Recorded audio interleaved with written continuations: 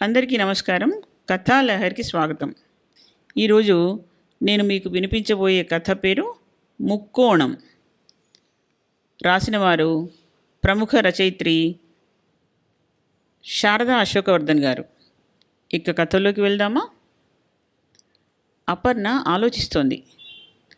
ఈ విషయం గురించి చిన్నప్పటి నుంచి ఆలోచిస్తూనే ఉంది. ఎప్పటికప్పుడు తన ప్రశ్నకి సరైన సమాధానం దొరక్క ఏదో సర్ది చెప్పుకొని సర్దుకుపోయేది. కానీ ఇవాళ ఎందుకో ఎంత సర్ది చెప్పుకోవాలన్నా మనసు అంగీకరించడం లేదు. తనకు సరైన నిర్వచనం కావాలి. తను నిజంగా వాళ్ళందరూ అనుకున్నట్టే కాదు, అంటున్నట్టే అయితే తనని తను సరిదిద్దుకోవాలి. అందులోనూ 60 ఏళ్ళు దాటాక కోడలు విజేత కూడా ఈ మాటే అంది అంటే తనలోనే ఏదో లోపం ఉందేమో, తన ప్రవర్తనలోనే ఏదో తప్పుందేమో. ఆలోచిస్తూ ఉంటే అపర్ణ కళ్ళల్లో నీళ్లు తిరుగుతున్నాయి. ఎవరైనా గమనిస్తున్నారేమోననే ఆలోచనతో పమిట చెంగుతో గబుక్కున కళ్ళు తుడుచుకుంది. అప్పు, భర్త భార్గవ్ పిలుస్తున్నాడు. వస్తున్నా అంటూ వెళ్ళింది. అప్పు, ఇప్పుడే వస్తాను, కాస్త బయటికెళ్ళి. నీకేమైనా కావాలా బజార్ నుంచి? ఆప్యాయంగా అడిగాడు.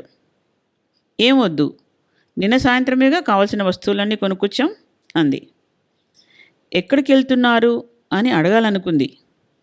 కానీ అంతలోనే తనకొచ్చిన బిరుదు జ్ఞాపకం వచ్చి అతడు సిగరెట్లు కొనుక్కోవడానికి వెళ్తున్నాడని తెలిసినా అడగకుండా ఊరుకుంది. అందులోనూ పక్క గదిలోనే ఉన్న కొడుకు కోడలు విని మరోసారి తన బిరుదు గురించి కన్ఫర్మ్ చేస్తారనే భయంతో నోటికి తాళం వేసుకుంది. కానీ అపర్ణ లోతుల్లో ఈ విషయం గురించిన చర్చ జరుగుతూనే ఉంది.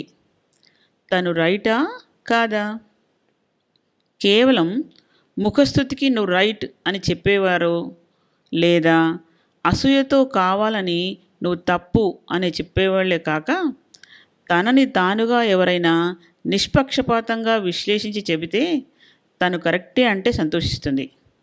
లేకపోతే తన దారి మార్చుకొని మారుతుంది.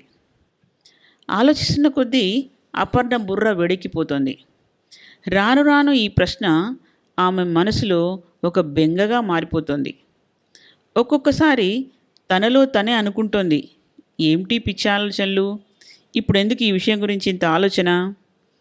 సాఫీగా సాగిపోతున్న తన జీవితంలో ఏ సమస్య లేనందుకు పని లేక తెచ్చిపెట్టుకున్న బెంగ కాకపోతే అనిపిస్తుంది. కానీ ఎప్పుడో అప్పుడు ఎవరో ఒకరు ఆ మాట వాడేసరికి తనలో ఒక రకమైన బాధ మళ్ళీ ఆలోచనలు రేకెత్తిస్తోంది. ఎందుకు ఇలా ఆలోచించడం అనుకున్నా సరిపెట్టుకోలేకపోతుంది. ఎప్పుడూ ఏమీ అనని కొడుకు భరత్ కూడా, అమ్మా, యు ఆర్ వెరీ డామినేటింగ్ అన్నాడు. అది తలుచుకోగానే అపర్ణ కళ్ళు నీళ్లు తిరిగాయి. ఎన్నో ఏళ్ల గతం బండి చక్రంలా గిరగిరా తిరుగుతుంటే వర్తమానం ఎన్నో ఏళ్ళు వెనక్కెళ్ళింది. తండ్రి రంగారావు హైదరాబాదులో ఒక నగల వ్యాపారి. చార్మినార్ దగ్గరున్న రంగా ముత్యాల షోరూం వాళ్ళ సొంతం. భార్య జానకమ్మ, భర్త సుఖం, పిల్లల పోషణ, వంట వార్పు తప్ప లోకం తెలియని మహా ఇల్లాలు. అపర్ణ వాళ్ళ తొలి సంతానం. ఆ తర్వాత వరుసగా 3 తమ్ముళ్ళు, 2 చెల్లెళ్ళు. అపర్ణ పెళ్ళైపోయి సంసారానికి వెళ్ళేదాకా జానకమ్మ గారు బిజీయే. ఓ చేతిలో చంటిబిడ్డ, మరో చేతిలో ఎడబిడ్డ. రంగారావు గారు 8 దుకాణం మూసేసి ఇంటికొస్తూ రకరకాల తినుబండారాలు తెచ్చేవారు. చాక్లెట్లు, బిస్కెట్లు, పళ్ళు, మిఠాయిలు. అపర్ణ ఆయన ఇంట్లో అడుగుపెట్టగానే అవన్నీ వెంటనే అందుకొని ముందేసుకుని కూర్చునేది సంతోషంగా. ఒక్కోసారి జానకమ్మ కోప్పడేది, ఏమిటి ఆశ, అన్నీ నువ్వే తీసుకోవాలా అంటూ. కానీ ఆమెకు తెలుసు అసలు అపర్ణ ఏవీ సరిగ్గా తినదని, అవన్నీ అందుకున్న 5 నిమిషాల్లో అందరికీ అన్నీ సమంగా స్వయంగా పంచిస్తేదని, ఆ ఇయ్యడంలోనే ఆ పిల్ల ఆనందం పొందేదని.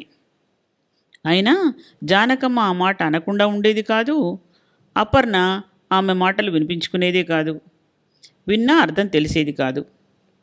ఒకరోజు రాత్రి రంగారావు గారిని వెంకటేశం వెంటబెట్టుకుని తీసుకొచ్చాడు. అతడు అమ్మతో చెబుతుంటే అపర్ణ అంతా విన్నది. ఇన్కమ్ ట్యాక్స్ వాళ్ళు రైడ్ చేసి దుకాణాన్ని జప్తు చేశారని, ట్యాక్స్ ఎప్పటికప్పుడు కడుతున్నానని చెప్తూ వచ్చిన మేనేజర్ కామేశం గారు ట్యాక్స్ కట్టకుండా కొంత డబ్బుతో పరారయ్యాడని, కామేశాన్ని గుడ్డిగా నమ్మిన రంగారావు గారు కంగు తిన్నారని, హార్ట్ అటాక్లా వస్తే హాస్పిటల్ తీసుకెళ్లి మందులిప్పించి ప్రమాదమేమీ లేదు కనుక డిశ్చార్జ్ చేయించి ఇంటికి తీసుకొచ్చానని చెప్పారు ఆయన. పూర్తి పరిస్థితి పర్యవసనం ఏదీ సరిగ్గా అర్థం కాకపోయినా తండ్రి చాలా కష్టాల్లో ఉన్నాడని మాత్రం అర్థమైంది 6వ క్లాస్లో ఉన్న అపర్ణకి. దానికి తోడు కొద్ది రోజుల్లోనే ఇంట్లో దొంగలు పడి ఉన్న వెండి బంగారం సామాన్లు పెద్ద మొత్తంలో నగదు దోచుకుపోయారు. దాంతో సిరి నిలయం చెడు నిలయంగా మారింది. తరిగిపోయిన సంపద తిరిగి రాలేదు. పెరిగిపోయిన కుటుంబ అవసరాలు తరగలేనివి. అనారోగ్యంతో మంచపట్టిన తండ్రి, అమాయకత్వంతో సంసారం మీదే తల్లి. నెలకో వస్తువు చొప్పున ఇంట్లోని వస్తువులన్నీ ఖాళీ అయి ఇల్లు పరాయి వారి సొత్తైపోవడం, ఆ డబ్బులతోనే గడుస్తున్న సంసారం ఇలా సాగిపోయింది కాలం. ఆ పరిస్థితుల్లో తండ్రి స్థానాన్ని ఆక్రమించుకుంది అపర్ణ. తనకి తెలియకుండానే తలకు మించిన బాధ్యతల్ని తనకి తానుగా నెత్తిన వేసుకుంది. ఫస్ట్ క్లాస్లో 10వ తరగతి పాస్ అయినా కాలేజీలో కాలు పెట్టనంది. తన తమ్ముళ్ళు పెద్ద చదువులు చదవాలని తండ్రితో వాదించింది. పెళ్లి చేసేయండి ఆడపిల్ల అని తండ్రితో పోరుపెట్టే తల్లిని వారించింది. స్వయం కృషితో తను చదివిన స్కూల్లోనే టీచర్గా చేరింది. ట్యూషన్లు చెప్పింది. ఎంత పొగరు దీనికి అన్నారు కొందరు బంధువులు.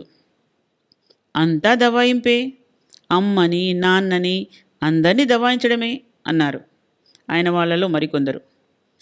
అపర్ణ చెవికి ఏవీ సోకలేదు. కాలేజీ ముఖమైనా చూడని అపర్ణ అనేక మంది పెద్దల సహవాసంతో అనేక విషయాలు తెలుసుకోవాలన్న జిజ్ఞాసతో కాలేజీలోనూ మహిళా సంస్థల్లోనూ అనేక ఉపన్యాసాలు ఇచ్చే స్థాయికి ఎదిగింది.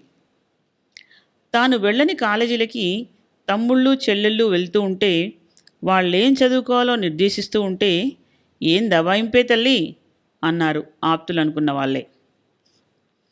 ఆర్ట్స్ కాలేజీలో ఇంగ్లీష్ లెక్చరర్గా పనిచేస్తున్న భార్గవ్ ఒక సందర్భంగా అపర్ణను చూశాడు. కళ్ళు కళ్ళు కలిశాయి. మనసు ముచ్చటించుకున్నాయి. ఇద్దరూ పెళ్లి చేసుకోవాలనుకున్నారు. భార్గవ్ వైపు నుంచి పెద్దగా అభ్యంతరాలేమీ లేవు కానీ అపర్ణ నుంచే అన్నీ అవాంతరాలే. అనారోగ్యంతో రంగారావు గారు, చదువుల అంతర్దశలో పెద్ద తమ్ముళ్ళు, జాలి చూపులతో చిన్నారి చిట్టి చెల్లెళ్ళు, చిట్టి తమ్ముళ్ళు ఒకవైపు. పెద్ద త్యాగం చేసినట్టు ఫోజు పెట్టింది. చివరికి తన దారి తాను చూసుకుంటోందని అన్నారు చాలామంది. ఎదుగుతున్న చెల్లెల పెళ్లి కోసం అన్నయ్యలు ఆరాటపడడం సబబే, కానీ ఎదిగి ఉన్న అక్క కోసం తమ్ముళ్ళు అవస్థపడకూడదని, పెళ్ళైపోయినా తమ్ముళ్ళు అందొచ్చే వరకు తను భార్గవ్ ఆదుకుంటామని అన్న మాటలని ఏం దవాయింపు, ఏం శాసించడం అని వ్యాఖ్యానించిన మహనీయుల మాటలకి అర్థం ఆనాడే కాదు ఈనాటి వరకు తెలియలేదు అపర్ణకి. ఏదేమైతేనేం అపర్ణ భార్గవ్కి భార్య అయింది. ఇది బాల్యం, యవ్వనం, వృద్ధాప్యం అనే జీవితపు ముక్కోణాలలో ఒక కోణం. భార్గవ్తో ముడిపడిన అపర్ణ జీవితం భద్రంగా సాగింది. భద్రం అనడంలో ఆశ్చర్యం లేదు. చిన్నతనం, చిలిపితనం, ఆకర్షణ, తెలివితేటలు గల అపర్ణ ఎదుర్కొనే సమస్యలకి తల్లిలా సలహాలిస్తూ, తండ్రిలా ఆదుకుంటూ, భర్తగా భరిస్తూ, లాలిస్తూ, ప్రేమిస్తూ తోడుగా నిలిచాడు భార్గవ్. భార్గవ్ సాహచర్యంతో ఉల్లాసంగా, ఉత్సాహంగా ఇద్దరు బిడ్డలకి, భరత్, బిందులకి తల్లైంది అపర్ణ. తనకి తన పిల్లలకే కాకుండా తన వాళ్ళందరికీ చేయుతగా నిలిచిన భార్గవ్ అంటే అపర్ణకి ఎంతో గౌరవం, ప్రేమ. కానీ ఒక్కటే వాళ్ళిద్దరి మధ్య తగవు. సిగరెట్లు తాగొద్దని అపర్ణ ఆర్జీ. నా వల్ల కాదు, ఐ విల్ ట్రై ఎప్పటికప్పుడు దాటేసే భార్గవ్ తీరు.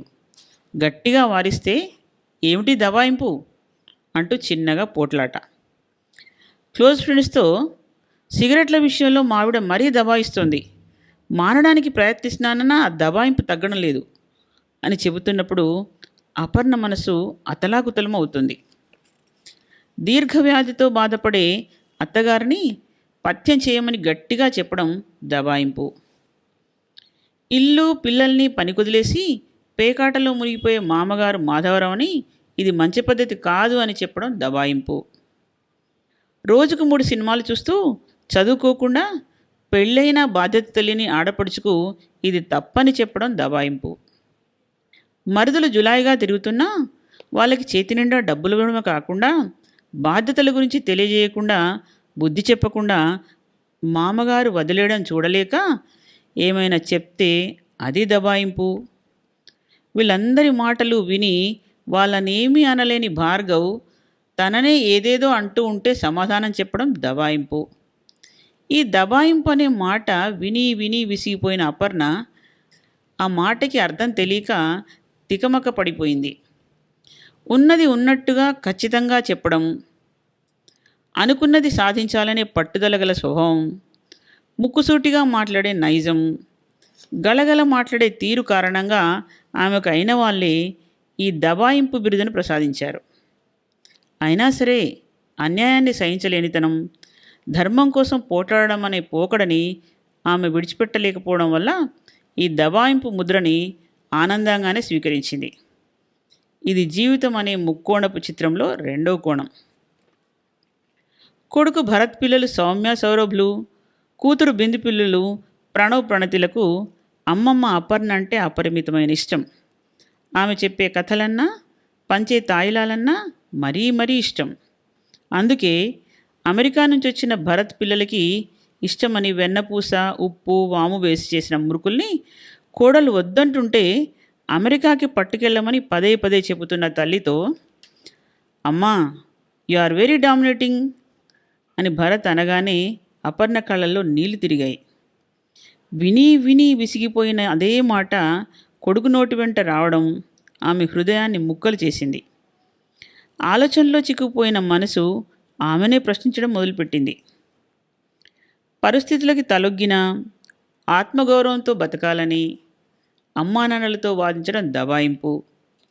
సోదరిమణులకు ఇచ్చే సలహాలు దబాయింపు. సిగరెట్లు ఆరోగ్యాన్ని పిండేస్తాయని మానేయమని చెవిలో ఇల్లు కట్టుకొని భార్య కనుక బాధ కనుక గట్టిగా చెప్పడం దబాయింపు. అత్తగారి ఆరోగ్యం కోసం పథ్యం చేయమని చెప్పడం, అలా చేసేలా చూడడం, మామగారికి తప్పని చెప్పడం, మరుదుల్ని అలా ఉండకూడదని మందలించడం దబాయింపు. ముఖ్యంగా మంచి పనులు జరగాలి, మంచి ఫలితాలు రావాలి అని ఆశించడమే దబాయింపు అయితే మంచి మిగులుతుందా? మరి మంచి జరుగుతుందా? ఆ స్థానంలో నిర్లిప్తత, నిర్లక్ష్యం, స్వార్థం చోటు చేసుకుంటే పరిణామాలు ఎలా ఉంటాయో తెలీదా? జీవిత ప్రథమార్థం నుంచి తనపై పడిన ముద్ర తానెంతగా అందరి జీవితాల్లో మంచిని, ఒక నిర్దిష్టతని ఆశిస్తున్నా పదే పదే మరింత బలంగా తనపై అదే ముద్ర పడుతుంటే కర్తవ్యం ఏమిటివి? నిశ్శబ్దం. అందుకే సిగరెట్ల కోసమే భార్గవ్ బయటికెళ్తున్నాడని తెలిసినా మాట్లాడక నిశ్శబ్దంగా నిట్టూర్చింది అపర్ణ. మాట చిన్నదే అయినా ఒక్కొక్కప్పుడు మనిషిని ఎంత మార్చేస్తుంది. మళ్ళీ ఆలోచనలో కూరుకుపోయింది ఆమె. కథ సమాప్తం. మరో మంచి కథతో కలుద్దాం.